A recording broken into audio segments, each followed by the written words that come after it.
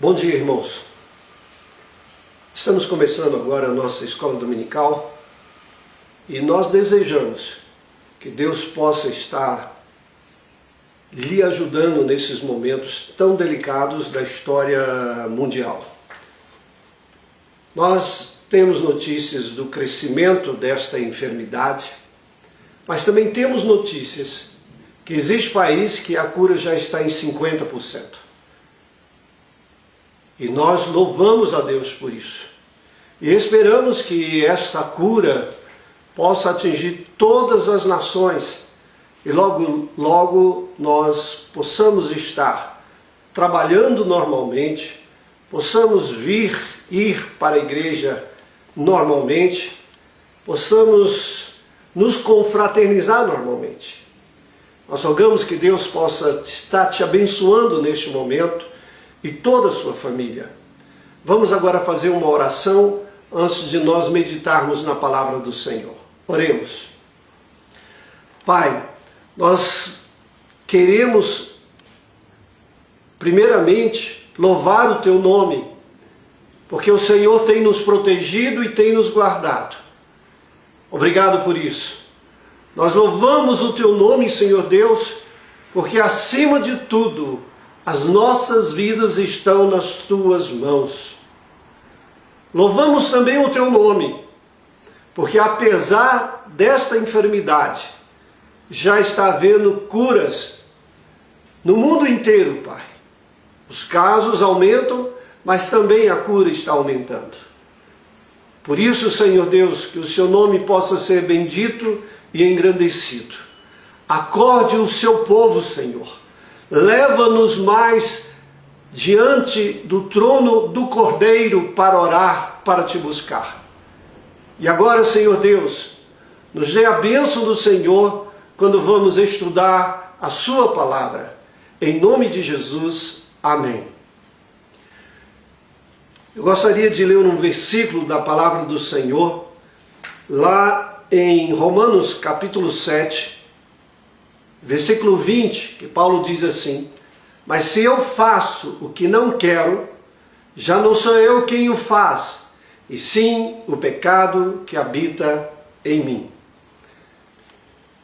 Nós vamos tratar nesta manhã, continuando o nosso tema maior, que são as paredes do coração, e vamos trabalhar o subtema, que é a manipulação no dia de hoje. O que é a manipulação? A manipulação é um traço de personalidade destrutivo. Por que destrutivo? Porque ela destrói a própria pessoa que manipula e destrói as pessoas que são manipuladas. O objetivo da manipulação é exatamente levar que o outro faça a vontade de quem manipula. O potencial da manipulação é para fingir amor, mas que na realidade bloqueia e destrói o amor. São pessoas que demonstram amar os outros, de compreender os outros, mas na realidade ela está amando a si mesma e procurando se beneficiar de alguma coisa. Assim, ela destrói o amor entre as pessoas. E por isso a manipulação é uma parede que a pessoa vai erguendo na sua vida, que separa ela das outras pessoas. Na realidade, ela vai se isolar e construir o seu próprio castelo, que é um castelo de areia. Manipular é controlar pessoas ou circunstâncias por meios indiretos ou diretos, usando a simulação. É uma das principais causas de conflitos dentro do casamento, dentro de uma empresa, e vamos colocar dentro da política. Estamos vivendo hoje situações de políticos que querem manipular. Situação de empresas de comunicação que querem manipular o povo. Nós nos lembramos de Roma, que uma maneira de Roma manipular o povo era dando pão e circo. A manipulação, ela traz a desintegração de um país, de uma família e até mesmo de uma empresa. E principalmente a desintegração da personalidade das pessoas. E nós entendemos que a manipulação é um pecado. A manipulação é uma obra do diabo, porque o diabo é o principal manipulador. Desde o princípio ele trabalhou com a manipulação. Foi ele que manipulou Eva, para que Eva caísse, para que Eva fracassasse, para que Eva pecasse diante de Deus.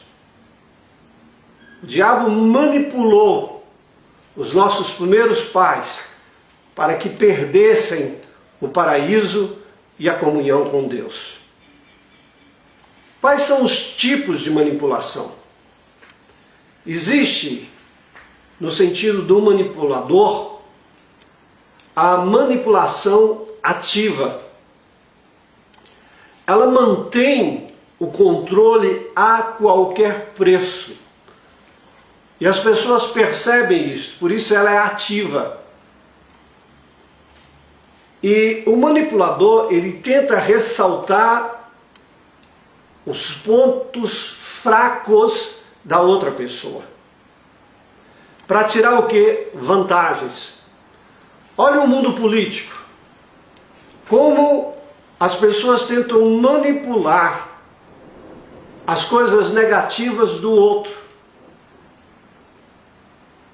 Ela tenta evidenciar que a outra pessoa é, vamos dizer, um diabo encarnado. Porque mostra só o lado negativo. Mas para que mostrar o lado negativo? Para poder tirar vantagens para si mesmo. O manipulador, vamos dizer, ele não pensa na nação. E, por exemplo, um manipulador, como um líder religioso, ele não pensa na igreja.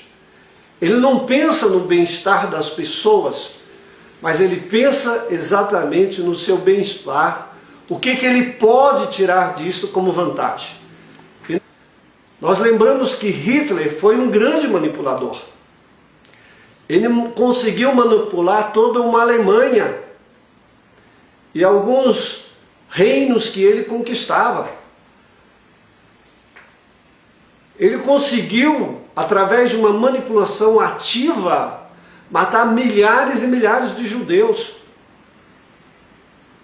pensando que ele estava fazendo o bem para a sua nação. Na realidade, ele fazia o bem para si, não importava os meios os quais ele utilizava para conseguir o seu objetivo. Fosse através da guerra, fosse através de determinadas leis para manipular as pessoas. A Bíblia nos apresenta um homem chamado Elimas. Em Atos 13, 8 diz assim: mas opunha-se-lhes Elimas, o mágico, porque assim interpreta o seu nome, procurando afastar da fé o procônsul. Então Saulo, também chamado Paulo, cheio do Espírito Santo, fixando nele os olhos, disse: ó filho do diabo, cheio de todo engano e de toda malícia, inimigo de toda justiça, não cessarás de perverter os retos caminhos do Senhor? Veja, esse mágico, ele era um manipulador ativo.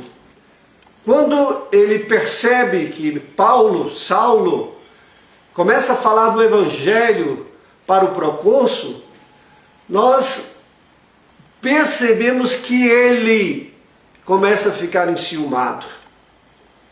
Porque ele observa que o procônsul está aceitando o evangelho. E aí ele, como manipulador, nos diz aqui no versículo 8, opunha-se,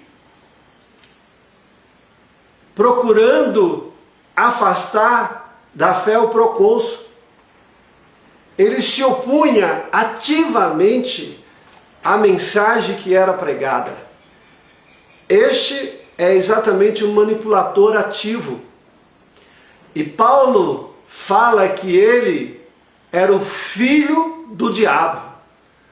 No versículo 10 ele diz, ó filho do diabo, cheio de todo engano. O manipulador, na realidade, é filho do grande manipulador que é o diabo. Por isso chamado filho do diabo. E diz Paulo que ele é cheio de todo engano, de artimanhas, de malícia, e é inimigo da verdadeira justiça. O que a gente observa em muitos poderes hoje, que parece que tem a justiça e usa da própria justiça, mas não praticando a justiça, e sim a injustiça. Quantas coisas nós temos visto nesse período de tempo, da justiça tirar bandidos, da justiça abrir portas para as pessoas que já estão ou estavam condenadas. Por isso o manipulador, ele não se preocupa com a justiça, mas ele utiliza da própria justiça para o seu próprio benefício, torcendo-a em benefício de outros, mas que na realidade é em benefício de si mesmo. O que ele está ganhando com essa manipulação? E o que a gente percebe num manipulador é exatamente isso aqui. Ele perverte os retos caminhos do Senhor. Mas nós observamos que Paulo diz, pois agora, versículo 11, eis aí está sobre ti a mão do Senhor e ficarás cego. Ou seja, a justiça de Deus virá contra os manipuladores. Esse homem haveria de ficar cego, sem ver o sol, por algum tempo. E a justiça de Deus foi imediata. Ele ficou cego. E nós sabemos que Deus haverá de fazer justiça, de todas as formas. Mas o que nos entristece, não é só com respeito ao âmbito político, mas é o âmbito dentro de casa, é o âmbito dos relacionamentos, é o âmbito de pessoas tentarem manipular outras. E isso socialmente, e isso religiosamente, e isso maritalmente, e isso entre relação de pais para filhos e filhos para pais que tentam manipular um ao outro. Então a gente tem que tomar cuidado com essa manipulação, esse tipo de manipulação ativa. Mas existe também a manipulação passiva. E a manipulação passiva, a pessoa constrói estratégias dissimuladas para manipular as pessoas. Ele assume, por exemplo, o papel de um sofredor, de um carente. E muitas vezes ele vai utilizar a autopiedade, no objetivo de passar-se de coitadinho. A palavra do Senhor nos cita um exemplo, que é Simão, em Atos 8, 18 a 23. Diz a palavra do Senhor: vendo, porém, Simão, que pelo fato de impor os apóstolos as mãos, era concedido o Espírito, ofereceu dinheiro. Simão, ele viu que os apóstolos impunham as mãos sobre as pessoas e o Espírito Santo descia sobre elas. E ele, como um manipulador, perdendo a atenção do povo a ele começa a fazer o quê? Ele começa, vamos dizer, chamar os discípulos ao lado e dizer: eu te dou um dinheiro se você me der este dom, para que eu imponha as mãos sobre as pessoas e elas recebam o Espírito Santo. Isso aqui, vamos dizer, é uma maneira passiva e não direta, é indireta. Muitas pessoas usam desse meio, pagam, dão dinheiro para que as pessoas possam fazer e atingir o objetivo que ela quer. Outro dia eu estava percebendo que uma emissora usava a mesma pessoa em diferentes reportagens para manipular o povo. Essa é uma manipulação passiva, por trás, e não direta.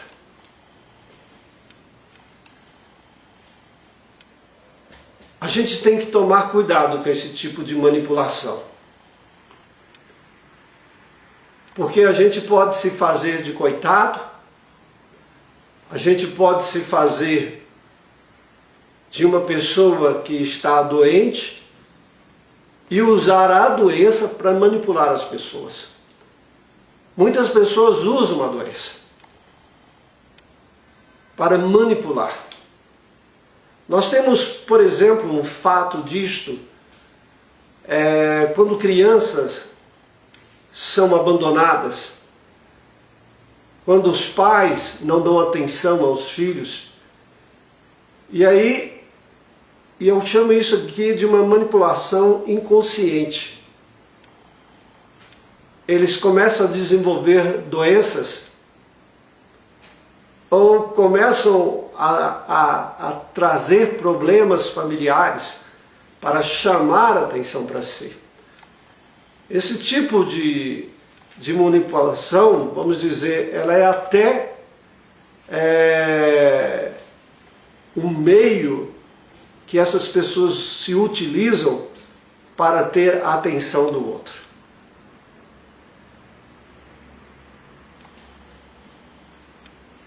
No caso aqui de Simão, no versículo 20 do capítulo 8, diz assim: Pedro, porém, lhe respondeu: o teu dinheiro seja contigo para perdição, pois julgaste adquirir por meio dele o dom de Deus. Pedro aqui, ele salienta que esse tipo de manipulação era uma manipulação de perdição, de tentar adquirir algo que vem pela graça. E a gente tem que tomar cuidado com isso. Adquirir coisas manipulando pessoas. Porque é um instrumento de perdição de quem? Da pessoa que manipula o outro. Mas existe também um outro tipo de manipulação, que é a manipulação competitiva. O manipulador, ele age tanto ativa ou passivamente para mudar algo que está em detrimento dele. Ele não admite o outro ser melhor do que ele. Por isso ele tentará dar um jeito, direta ou indiretamente. Ou seja, ele usa os dois instrumentos de manipulação e se torna então um manipulador competitivo. Ele não aceita o outro ser melhor do que ele. Ele vai tentar superar o outro através de manipular. E por último existe a manipulação indiferente, que pode ser um mesclado de tudo isso. A manipulação indiferente, ela não está nem aí para o outro. É indiferente a sentimentos, é indiferente ao estado que o outro fica ao ser manipulado. Muitas pessoas usam a manipulação na situação do sexo. O objetivo é conseguir o seu prazer.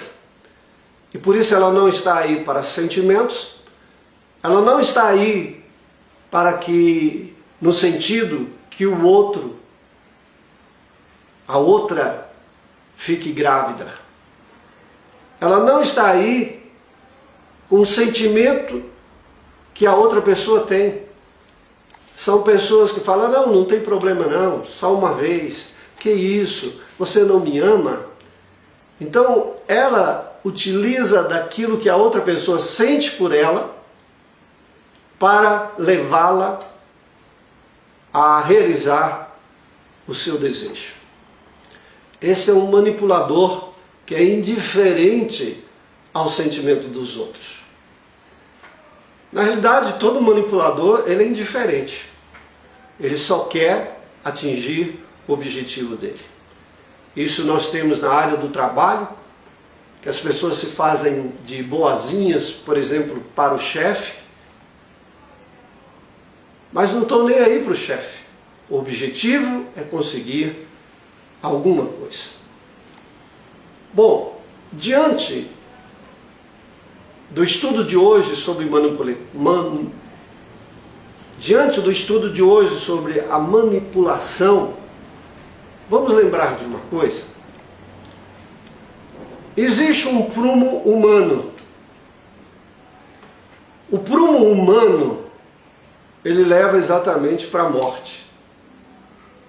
Ou seja, quando você sai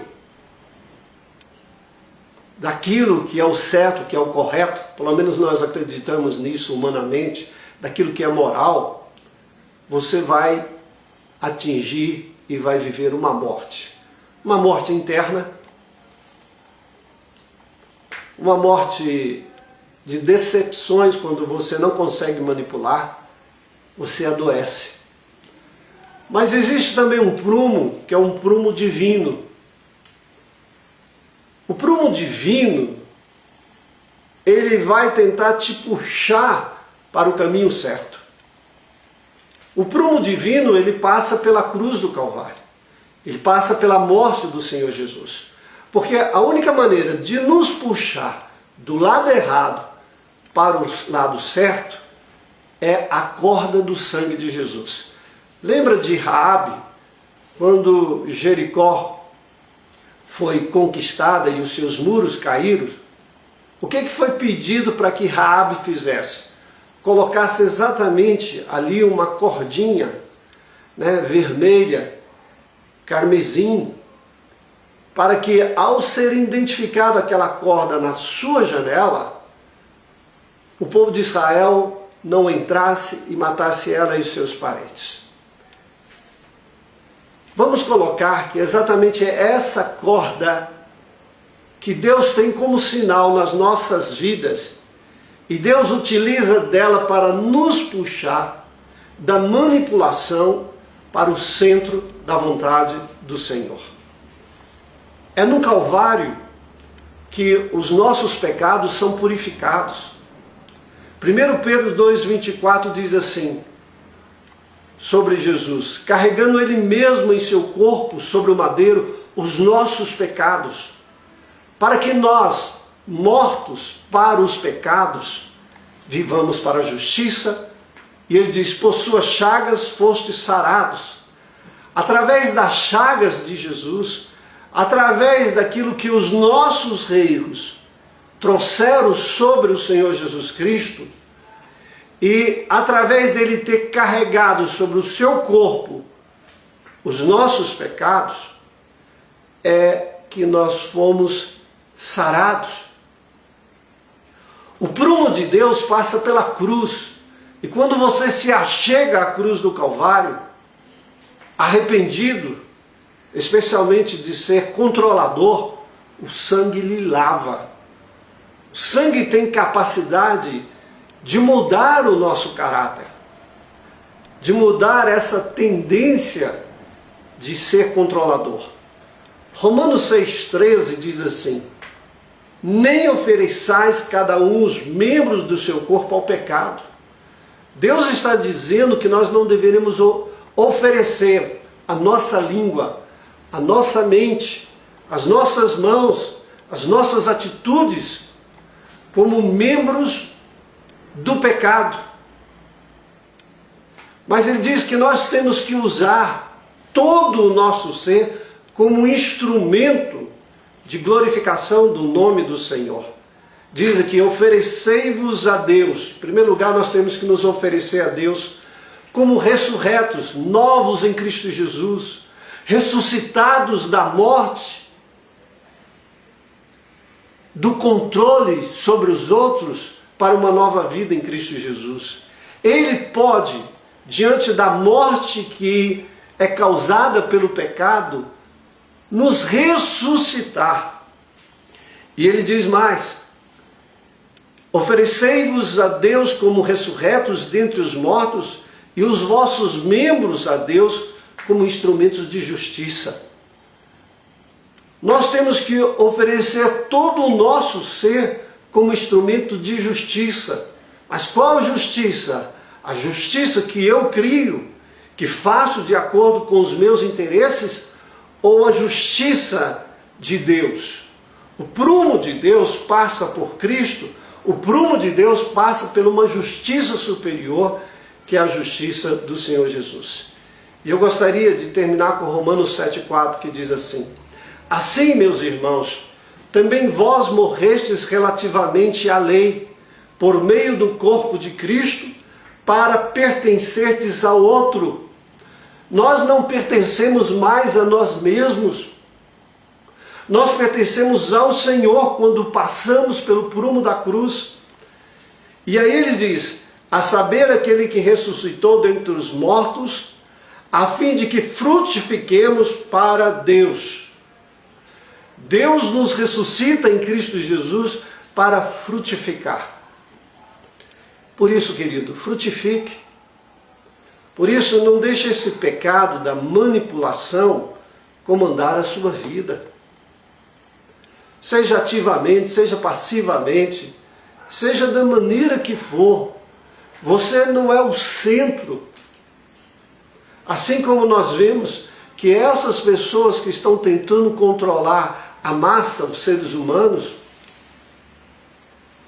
não são o nosso centro. O nosso centro é Jesus. O prumo que nos mostra o caminho certo, que nos apruma, é Jesus Cristo. Creia nele. Não se deixe ser manipulador, porque você está construindo um muro em derredor de você. E o pior, o inferno não está depois do muro. O inferno está no seu muro, que você constrói e se destrói. Então preste atenção nisto. Cuidado com a manipulação. Vamos nesse momento orar. Coloque a sua vida diante de Deus. Se em algum momento você tem sido manipulador. Vamos orar. Pai querido, nós rogamos a sua graça sobre nós, sobre o teu povo. Nos ajude, Senhor Deus, diante do desejo, ou diante, Senhor Deus, daquilo que o pecado, como Paulo nos diz, que quer nos levar a fazer aquilo que não é o certo. Senhor, o Senhor Jesus Cristo morreu na cruz do Calvário para solucionar esse problema que às vezes está enraizado em nós e que o diabo, o pai da mentira, o pai da manipulação, fez com Eva, ele tenta fazer conosco. Por isso tenha misericórdia de nós e nos lave com o sangue do Cordeiro e nos coloque diante da cruz do Calvário, para que nós possamos saber que a verdadeira justiça provém do Senhor. Nos abençoe e nos guarde, Pai. Nós oramos em nome de Jesus. Amém. Meus irmãos, nós ainda vamos manter esse sistema de transmissão até podermos caminhar um pouquinho só.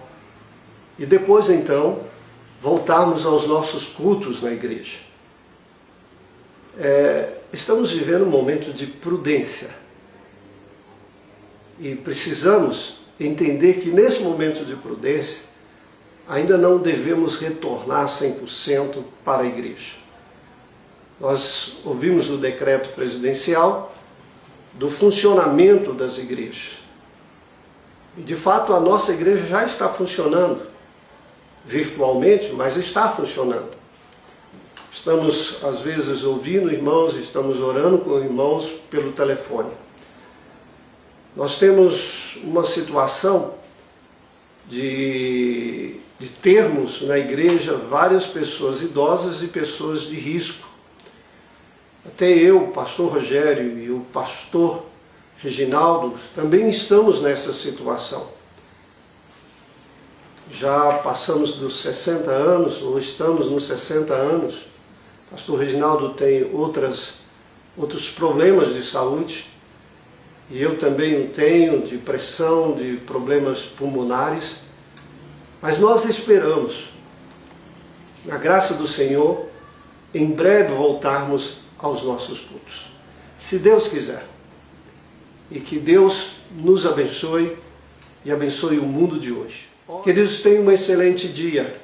Que Deus o abençoe aí na sua casa e o alimente com a verdade. Se alimente do Senhor. Você quer ficar forte para vencer esse momento difícil? Se alimente de Deus. Que Deus te abençoe e até mais logo no nosso culto da noite. Em nome de Jesus, amém. Um grande abraço.